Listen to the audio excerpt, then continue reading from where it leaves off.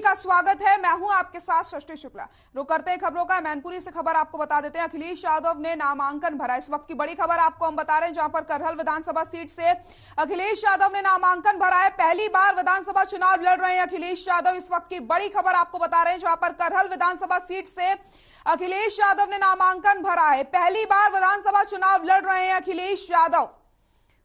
मैनपुरी से इस वक्त की बड़ी खबर, करहल विधानसभा सीट से अखिलेश यादव ने भरा नामांकन। पहली बार विधानसभा चुनाव लड़ रहे हैं अखिलेश यादव।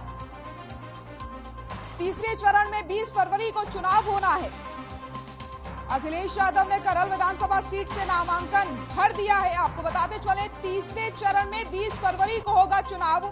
पहली बार विधानसभा चुनाव लड़ रहे हैं अखिलेश यादव। मैनपुरी से बड़ी खबर आपको हम बता रहे हैं, जहां पर करहल विधानसभा सीट से अखिलेश यादव ने नामांकन भर दिया है। मैनपुरी से इस वक्त की बड़ी खबर, तीसरे चरण में 20 फरवरी को होगा चुनाव। पहली बार विधानसभा चुनाव लड़ रहे हैं अखिलेश यादव। करहल विधानसभा सीट से अखिलेश यादव ने नामांकन भरा है। तस्वीरें भी आप देख सकते हैं। आपको बताते चलें, अखिलेश यादव ने करहल विधानसभा सीट के लिए नामांकन भर दिया है। तीसरे चरण में 20 फरवरी को चुनाव होना है। आपकी टीवी स्क्रीन पर हम तस्वीरें भी आपको हम दिखा रहे हैं, जहां पर अखिलेश यादव नामांकन भरते हुए नजर आ रहे होंगे आपको। तो आपको बताते चले, पहली बार विधानसभा चुनाव लड़ रहे हैं अखिलेश यादव। अखिलेश यादव ने करहल विधानसभा सीट से नामांकन भर दिया है। तीसरे चरण में 20 फरवरी को चुनाव होना है। तो वहीं आपको बताते चले, पहली बार विधानसभा चुनाव लड़ रहे हैं अखिलेश यादव।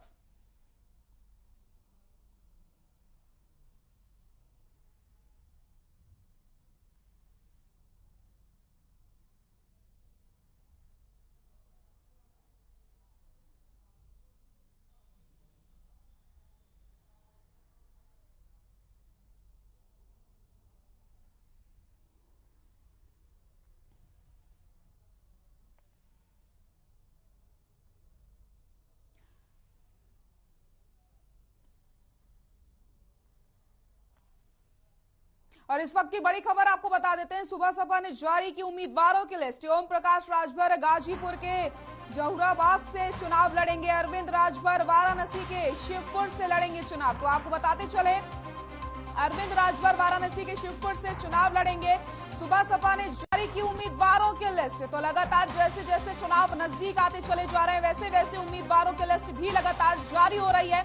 ऐसे में आपको बताते चले, ओम प्रकाश राजभर गाजीपुर के जहुराबाद से चुनाव लड़ने वाले, अरविंद राजभर वाराणसी के शिवपुर से चुनाव लड़ेंगे। सुबह सपा ने उम्मीदवारों की लिस्ट जारी कर दी। अरविंद राजभर वाराणसी के जहुराबाद से चुनाव लड़ने वाले हैं। तो आपको बताते चले, ओम प्रकाश राजभर गाजीपुर के जहुराबाद से लड़ेंगे चुनाव। अरविंद राजभर वाराणसी के शिवपुर से लड़ेंगे चुनाव। सुबह सपा ने उम्मीदवारों की लिस्ट जारी कर दी है। सुबह सपा ने जारी की उम्मीदवारों की लिस्ट। इस वक्त की बड़ी खबर, ओम प्रकाश राजभर गाजीपुर के जहुराबाद से लड़ेंगे चुनाव। अरविंद राजभर वाराणसी के शिवपुर से चुनाव लड़ेंगे।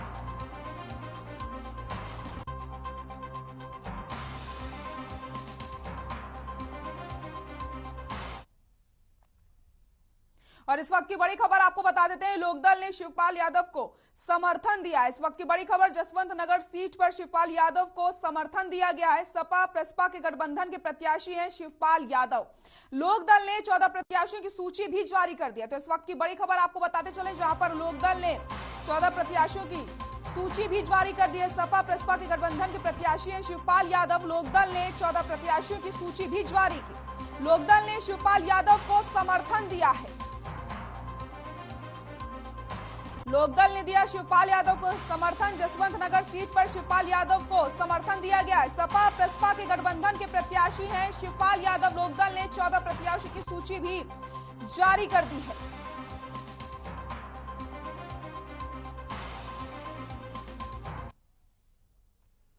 राष्ट्रपति रामनाथ कोविंद के अभिभाषण से बजट सत्र का आगाज हो चुका है। राष्ट्रपति रामनाथ कोविंद ने वीरों की शहादत को नमन किया और कहा कि कोरोना महामारी ने बहुत से अपनों को छीना है। साथ ही साथ उन्होंने कहा कि भारत की वैक्सीन का लोहा दुनिया मान रही है। आपको बताते चले, इसके अलावा उन्होंने राष्ट्रपति ने कहा कि देश के कृषि निर्यात में रिकॉर्ड बढ़ोतरी हुई है। साथ ही साथ कहा कि गरीबों को मुफ्त में राशन दिया जा रहा है और 80 करोड़ लोगों को अन्य योजना का लाभ भी मिला है। इसके साथ ही पीएम आवास योजना के तहत 2 करोड़ लोगों को घर भी मिला है। बजट सत्र का आगाज हो चुका है। राष्ट्रपति के अभिभाषण के साथ ही इसकी शुरुआत हुई है। कोरोना के इस कठिन समय की चुनौतियों ने देशवासियों को अपने लक्ष्यों को जल्द से जल्द प्राप्त करने के लिए प्रेरित किया है। माननीय सदस्यगण, कोरोना महामारी ने पूरी दुनिया को प्रभावित किया है और भारत में भी हमारे बहुत से अपनों को हमसे छीना है।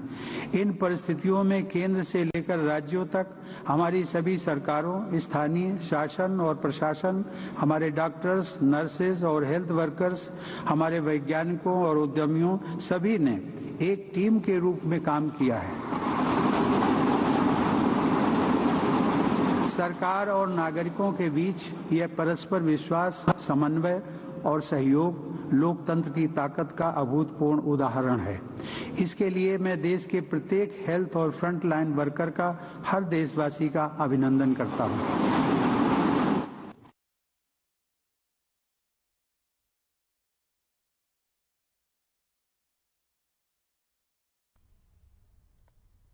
आज से बजट सत्र का आगाज हुआ है। वहीं बजट सत्र से पहले पीएम मोदी ने अपने संबोधन में कहा कि उम्मीद है कि बजट सत्र में खुले मन से चर्चा होगी। सभी सांसदों का बजट सत्र में स्वागत है। वहीं पीएम मोदी ने कहा कि भारत को लेकर दुनिया का भरोसा बढ़ा है। साथ ही साथ कहा कि बार चुनाव से संसद के सत्र प्रभावित होते हैं।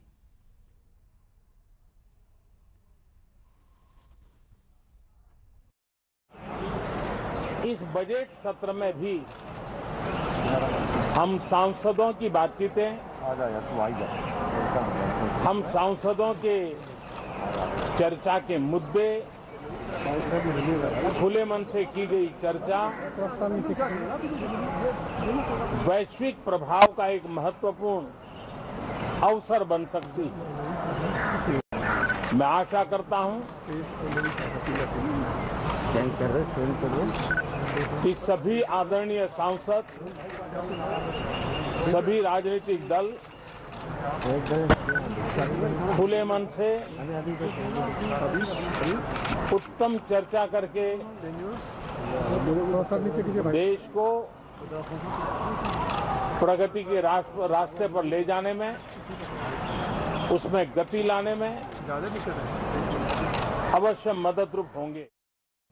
मेरठ में इन दिनों सियासत काफी गरमाई हुई है। बुलंदशहर वन विभाग में दरोगा के पद पर तैनात अजीत भड़ाना ने भरी सभा में अपने पद से त्याग ले लिया। उन्होंने सभी के सामने अनाउंसमेंट करते हुए बीजेपी के दिनेश खटीक और संगीत सोम पर गंभीर आरोप लगाए। वन दरोगा अजीत भड़ाना ने कहा कि उन्हें सरकारी नौकरी बड़ी मुश्किल से मिली है, लेकिन वो भरी सभा में त्याग ले रहे हैं। साथ ही साथ उन्होंने बीजेपी पर आरोप लगाते हुए कहा कि बीजेपी वालों ने मेरा खून पी रखा है। दरोगा ने यह भी आरोप लगाया कि बीजेपी के लोग डरा धमका करके वोट मांगते हैं। बीजेपी का शासन गुर्जरों के लिए बहुत खराब है। कल अशोक कोटारे जी का टेलीफोन आया, इस समाज के लिए त्याग पत्र दे रहा हूँ।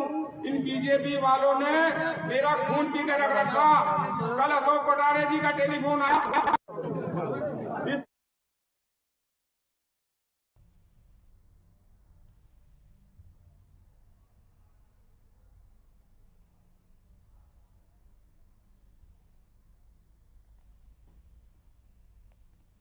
खबर लखनऊ से, जहां चुनाव को लेकर के लोगों के अंदर जागरूकता के लिए कई स्कूलों के प्रधानाध्यापकों ने आज लखनऊ कलेक्ट्रेट में डीएम से मुलाकात करी। मुलाकात के दौरान डीएम के सामने स्कूल खोलने और बच्चों को चुनाव के मद्देनजर जागरूक करने को लेकर के बात कही। आइए आपको सुनाते हैं उन्होंने क्या कुछ कहा है। डीएम से मिलने आए थे, क्या कारण था, क्या कहना चाहिए? देखिए, आज जिलाधिकारी से मिलने का मकसद हम लोगों के दो थे। हम लोगों की तरफ से ये आश्वस्त किया गया है, समस्त निजी विद्यालयों के भी 2 दिन पहले आपस में डिस्कशन हुए, और जैसा कि हम चाहते हैं कि ये लोकतंत्र का पर्व जिसमें बहुत अहम भूमिका हो सकती है हम लोगों की, ये हम लोगों ने रियलाइज किया।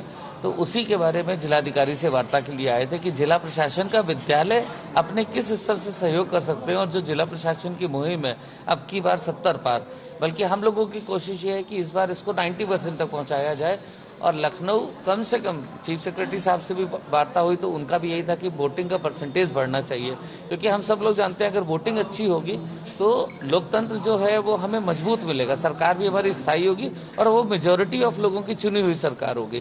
तो उसी उद्देश्य से हम लोग अपने बच्चों के माध्यम से पेरेंट्स को संदेश पहुंचाएंगे, उनके घर में जो 18 वर्ष से अधिक आयु के लोग हैं उनको अपना संदेश पहुंचाएंगे कि वो वोटिंग अवश्य करें। और उसके लिए हम लोगों ने तमाम स्ट्रैटेजीज बनाई है जिसके बारे में विस्तृत जानकारी हम लोग 2 तारीख को एक press conference लामाटीनेर girls college.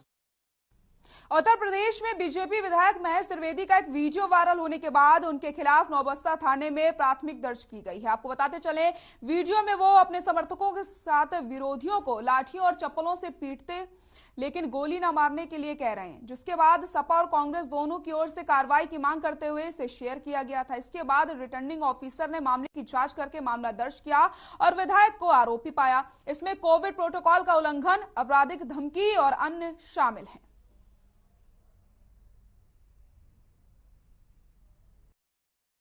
Video viral होने के बाद एफआईआर दर्ज की गई है। कानपुर की एक खबर आपको हम बता रहे हैं, जहां पर कई धाराओं में एफआईआर दर्ज की गई। विरोधियों को धमकाते हुए नजर आए विधायक।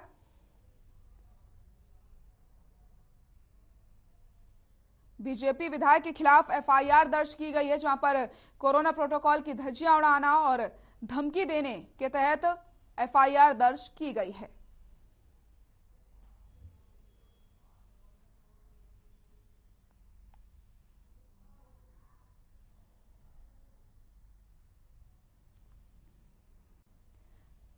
तो ये वीडियो सोशल मीडिया में शेयर किया गया, जिसके बाद जांच हुई और जांच के बाद विधायक को आरोपी पाया गया और एफआईआर दर्ज की गई है। आपको बताते चले, विरोधियों को धमकाते नजर आए हैं विधायक और ये वीडियो भी आप देख रहे हैं। इस वीडियो के तहत ही एफआईआर दर्ज की गई है, जिसमें कोरोना प्रोटोकॉल्स की धज्जियां उड़ाई गई हैं, धमकी दी गई हैं, जिसके बाद आपको बताते चले विधायक के खिलाफ एफआईआर दर्ज की गई है।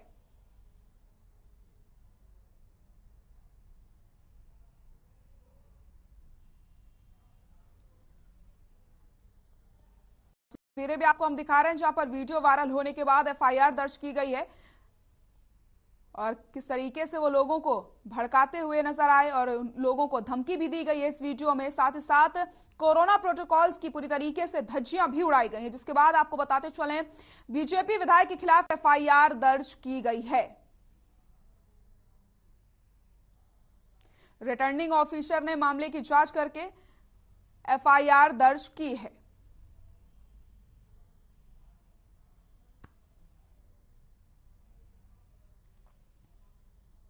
खबर रायबरेली से, जहां जहरीली शराब के सेवन से प्रभावित लोगों को डिस्चार्ज किया गया। आपको बताते चलें कि जिला अस्पताल में 29 एसजीपीजीआई लखनऊ में 4 और केजीएमयू लखनऊ से 2 मरीजों को डिस्चार्ज किया गया, जिसके बाद सभी स्वस्थ हुए 35 मरीजों को मद्य निषेध की शपथ दिलाई गई है।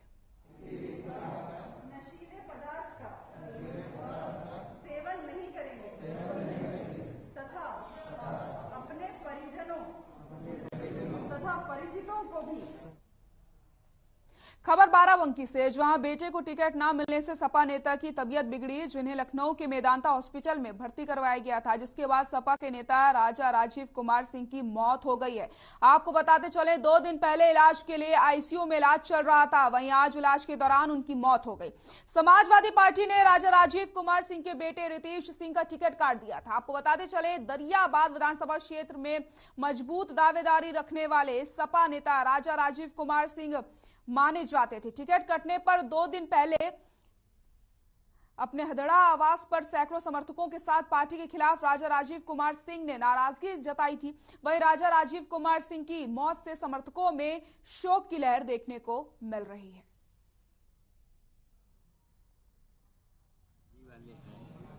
रतन कुमार सिंह लखनऊ के सबसे फेमस पैथोलॉजी। खबर लखनऊ से, जहां पीएनजी पाइपलाइन में लीकेज से आग लग गई। वहीं इस भीषण आग में 2 लोग झुलस गए हैं। वहीं आपको बताते चले एक की हालत गंभीर बनी हुई है। आग लगने की सूचना मिलने पर पीएनजी और फायर ब्रिगेड की टीम मौके पर पहुंचती है, लेकिन लीकेज वाली जगह नहीं खोजी जा सकी। वहीं आग लगने से आसपास के इलाके में अफरा तफरी का माहौल बन गया। ये पूरा मामला गोमती नगर विस्तार के सेक्टर 6 का बताया जा रहा है। लीकेज की वजह से इलाके में लगातार आग फैल रही है और लीकेज आखिरकार कहां से हुआ है, इसका पता लगाने की कोशिश लगातार की जा रही है। तस्वीरें भी आप देख सकते हैं जहां किस तरीके से ये आग लगी है।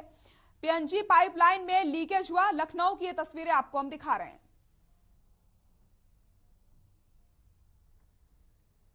अपना उत्तर प्रदेश में वक्त हो चला एक छोटे से ब्रेक का, जल्द हाजिर होते हैं। ब्रेक के बाद एक बार फिर से आप सभी का स्वागत है। रुक करते हैं खबरों का। कांग्रेस ने महंगाई के मुद्दे पर प्रकाश डालने के लिए भाजपा महंगाई लाई शीर्षक वाली एक पुस्तिका का विमोचन चुनावी राज्यों में किया। इसमें कांग्रेस सिलसिलेवार संवाददाता सम्मेलन में महंगाई के चलते लोगों को किन किन समस्याओं का सामना करना पड़ रहा है उनको रेखांकित करेगी और इसके लिए केंद्र सरकार को जिम्मेदार ठहराएगी। इसी क्रम में कांग्रेस के मुख्य प्रवक्ता रणदीप सिंह सुरजेवाला ने कहा कि खाने के तेल से लेकर के गैस तक का दाम, आम दिनचर्या में प्रयोग में आने वाला हर सामान महंगा हो गया है। डीजल, पेट्रोल और गैस का रेट भी बढ़ा हुआ है। हमारी इस चुनाव में लड़ाई है महंगाई से, बेरोजगारी से। आप ये अकेले मुद्दे नहीं, ये जिंदगियां हैं। हमारी लड़ाई है उन सब ताकतों से जिन्होंने उत्तर प्रदेश को 3 दशक से सबसे बेहतरीन प्रांत को सबसे पिछड़ा प्रांत बना दिया। और वो भारतीय जनता पार्टी उसकी, क्योंकि आज उसका चेहरा बन गई है। इसलिए पहली लड़ाई उनसे है जो मठाधीश दिल्ली और उत्तर प्रदेश दोनों में, एक 7 साल से और एक 5 साल से जो लोगों की जिंदगियां लूट रहे हैं। पहली लड़ाई उनसे। खबर लखनऊ से, जहां संयुक्त किसान मोर्चा और भारतीय किसान यूनियन टिकैत ग्रुप ने गुरुद्वारे में विश्वासघात दिवस का आयोजन किया। भारतीय किसान यूनियन की ओर से पूरे प्रदेश की तहसीलों पर किसानों की मांगे न माने जाने पर ज्ञापन भी दिया गया। इसी कड़ी में सरोजनी नगर तहसील में दर्जनों किसानों ने नारेबाजी करके नायब तहसीलदार को ज्ञापन सौंपा। इस मौके पर सरोजनी नगर तहसील के ब्लॉक अध्यक्ष बद्री प्रसाद रावत, तहसील उपाध्यक्ष सोमेंद्र कुमार मौर्य, जिला मीडिया प्रभारी करण गुप्ता और किसान नेता राम सिंह समेत बड़ी संख्या में किसान मौजूद रहे।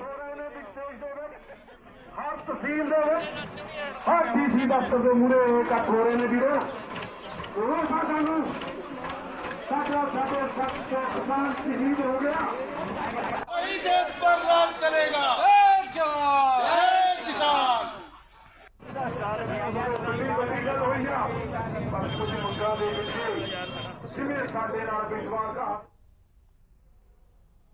हाथरस पहुंचे बीजेपी प्रदेश अध्यक्ष स्वतंत्र देव सिंह ने वहां पर बीजेपी कार्यकर्ताओं ने प्रतीक चिन्ह और फूल माला पहनाकर उनका स्वागत किया। साथ ही साथ महात्मा गांधी की पुण्यतिथि के मौके पर बीजेपी प्रदेश अध्यक्ष ने दीप जलाकर के महात्मा गांधी की प्रतिमा पर माल्यार्पण किया। वहीं बीजेपी प्रदेश अध्यक्ष ने इस मौके पर सपा पर जमकर निशाना साधा और कहा कि सपा के शासन में लोग पलायन करते थे, गुंडागर्दी चरम पर थी। सपा शासन में बिजली नहीं मिलने पर ट्रेन में बैठकर लोग नींद पूरी करते थे, रात को जागकर पंखा जल जाते थे। वहीं 2017 से शांति हुई है, गुंडों का राज समाप्त हुआ है, 24 घंटे बिजली मिल रही है। साथ ही साथ 2022 में चुनाव में 300 से ज्यादा सीटें जीत करके प्रदेश में दोबारा भाजपा सरकार बनाएंगे।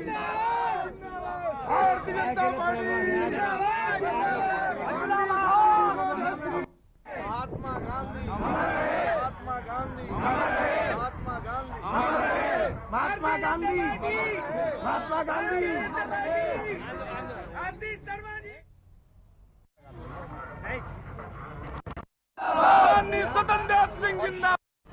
उनसे पूछे 41 लाख मकान किसने दिया, 2.5 करोड़ लोगों को शौचालय किसने बनवाया, आज 24 घंटा लाइट बिजली आ रही है। क्योंकि सपा के शासन में लाइट आती थी हाथरस में, लोग ट्रेन में जब बैठते थे तब नींद पूरी करते थे, रात में तो पंखा चलाते थे सब, बिजली का तार पकड़ते थे तो करंट नहीं आता था, बिजली का बिल पकड़ते थे तो लोग करंट आता था।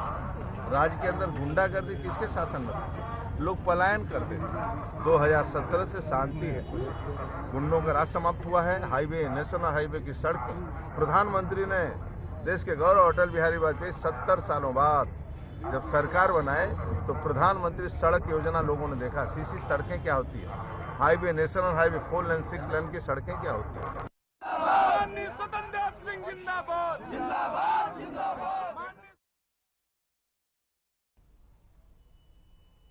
उत्तर प्रदेश विधानसभा चुनाव में जीत हासिल करने के लिए बीजेपी के लिए कद्दावर नेता वेस्ट यूपी में डेरा जमा रहे हैं। ऐसे में भाजपा के राष्ट्रीय अध्यक्ष जेपी नड्डा हाथरस पहुंचे। इस मौके पर भाजपा के राष्ट्रीय अध्यक्ष जेपी नड्डा का भाजपा कार्यकर्ताओं ने और पदाधिकारियों ने जोरदार स्वागत किया। इसके बाद जेपी नड्डा ने 78 विधानसभा हाथरस स्थित शहर के जामा मस्जिद चौराहे से चावड़ा गेट तक डोर टू डोर जनसंपर्क किया। इस मौके पर उन्होंने भाजपा सरकार की उपलब्धियां बताई। इसके साथ ही उन्होंने हाथरस शहर के मतदाताओं से पार्टी के लिए डोर टू डोर कार्यक्रम के तहत वोट भी मांगे।